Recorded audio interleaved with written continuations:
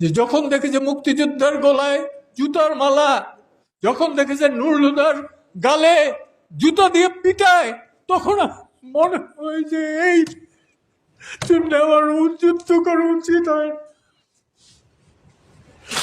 বিশ্বাস করার প্রতিটা রাত আমি কান্না করি যে কেন কি করতে পারতেছি না, আমার বয়সের কারণে, আমার শারীরিক কারণে।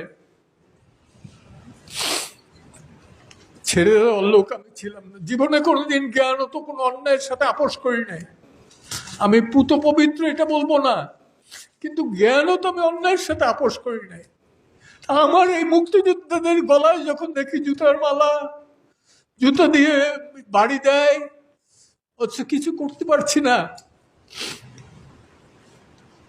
তখন আমার মনে হয় যে আত্মহত্যা করে বোধ উচিত। তো সেই কারণে আমি বললাম যে আপনারা না, আমি সবচেয়ে বড় অসহায়, সবচেয়ে বেশি আমি কি বলবো, সব সংখ্যালঘিষ্ঠ আজকে।